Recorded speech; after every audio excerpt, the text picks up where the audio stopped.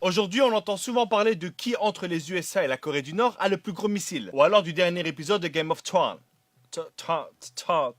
Mais il se passe un truc bien plus important dans le monde, vous l'aurez compris, aujourd'hui on va parler du Congo. Et donc quand je parlerai de Congo, je parle évidemment de la République démocratique du Congo. Le Congo est le deuxième pays le plus riche au monde, et je te jure ce n'est pas une blague, mais malheureusement vu que les Congolais ne bénéficient pas de leurs propres ressources, du coup c'est le deuxième pays le plus pauvre du monde. Aujourd'hui ce qui se passe au Congo c'est complètement la folie. C'est scandaleux mais t'es pas prêt. Je dis aujourd'hui mais ça fait quand même un bon moment que ça dure. Tout ça, ça a commencé avec l'ancien roi de Belgique aka Léopold II et la conférence de Berlin. Et le concept de cette conférence est tellement dingue que j'ai été vérifié pratiquement 100 fois pour être sûr que c'est pas un fake ou une légende. C'était une conférence où il y avait une énorme carte de l'Afrique, plein de pays occidentaux, tu sais, des mecs avec des grandes moustaches et chacun choisissait une partie de l'Afrique. Chacun prenait ce qu'il voulait de ce continent dans le plus grand des calmes airs. Et évidemment sans demander quoi que ce soit aux Africains. Et à ce moment-là, t'as Léopold II qui dit bon, personne veut le Congo, c'est bon, je le prends. Je sais pas si tu te rends compte, mais à lui tout seul, il a décidé de prendre tout le Congo. Et là, t'es en train de te dire, ah, je comprends. Et donc, le Congo appartenait à la Belgique à ce moment-là. Non! Il était roi des Belges, mais ça n'appartenait pas à la Belgique. Ça appartenait à Léopold lui-même. D'un côté, il avait son boulot de fonctionnaire de roi, et de l'autre, il avait sa petite épicerie de 2 millions de kilomètres carrés. Et c'est exactement à partir de ce moment-là que tout est parti en vrille au Congo. Il a commencé par mettre des entreprises pour prélever le caoutchouc, mais quand il avait besoin de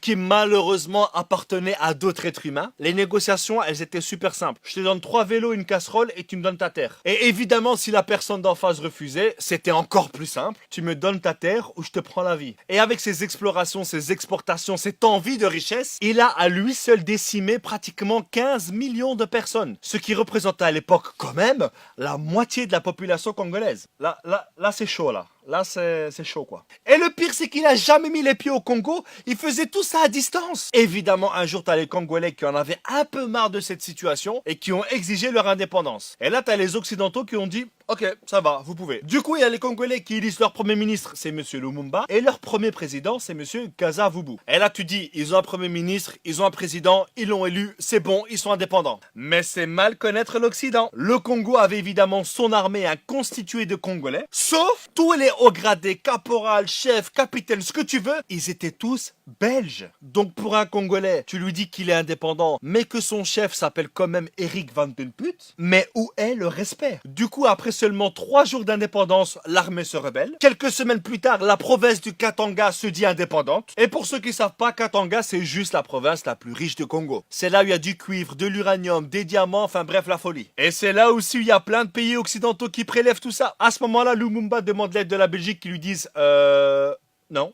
Mais en même temps, les rebelles qui voulaient que Katanga soit indépendante, eux, ils étaient soutenus par la Belgique. Et on se demande bien pourquoi, mais évidemment ceci ça ne nous regarde pas. Donc en gros, leur indépendance, elle a duré max 48 heures. Lumumba, qui n'était pas trop d'accord sur ce qui se passe au Congo, a demandé à la Belgique et à d'autres pays d'arrêter de voler leurs richesses. Et devinez quoi? Il a été tué. Mais ça, on commence à avoir l'habitude. Et l'officier qui a fait ça, il a gardé les dents de Lumumba dans son jardin, histoire de garder des preuves pour dire c'est moi qui l'ai fait. Ensuite, il y a eu Mobutu, et ensuite, il y a Kabila Père, qui, entre parenthèses, lui aussi s'est fait tuer dans des circonstances.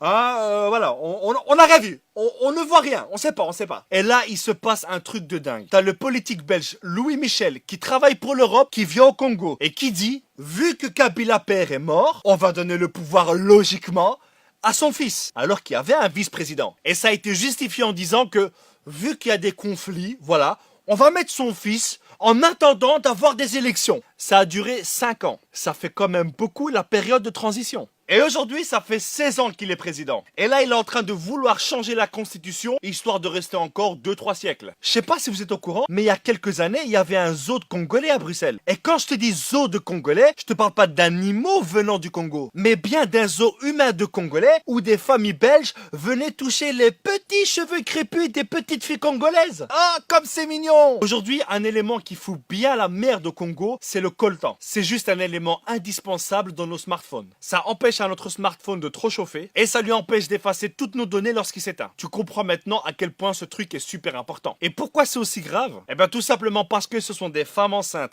des enfants, des hommes qui sont payés 2 € par jour pour extraire ce précieux minerai. Et il y a des millions de personnes qui meurent à cause de ça. Et tous les fabricants de smartphones, d'ordinateurs, de tablettes utilisent le coltan congolais. Et ce coltan qui pourrait faire vivre tout le Congo est sorti illégalement vers le Rwanda qui le réenterre pour qu'ils puissent dire on est les premiers producteurs de coltan au monde. Quoi ? Tu commences à sentir comment elle pue cette histoire? On se demande bien à qui ça doit profiter tout ça. Aujourd'hui, ce magnifique pays qu'est la République démocratique du Congo est gouverné par des États, par des entreprises qui pensent que ce pays est un portefeuille. Et actuellement, il y a un génocide qui a déjà fait plus de 6 millions de morts, perpétué par des rebelles financés par des multinationales pour pouvoir piller le sol congolais. On est tous liés indirectement au Congo par nos smartphones. C'est vrai que cette vidéo ne va rien changer. Et là, il y a plein de personnes qui vont dire mais pourquoi est-ce que tu l'as fait alors? Bah parce que seulement le fait de savoir ce qui se passe là-bas, c'est déjà un pas qu'on fait. Et un petit pas en avant dans ce monde, aussi petit soit-il, c'est quand même le signe qu'on avance. Donc les amis, je vous invite à partager un maximum cette vidéo. Il faut que les gens soient au courant de ce qui se passe là-bas. Que les gens sachent ce qui se passe au Congo aujourd'hui, et d'ailleurs depuis des décennies, et sous l'indifférence générale. Merci à tous, et que Dieu bénisse la République démocratique du Congo. Ciao.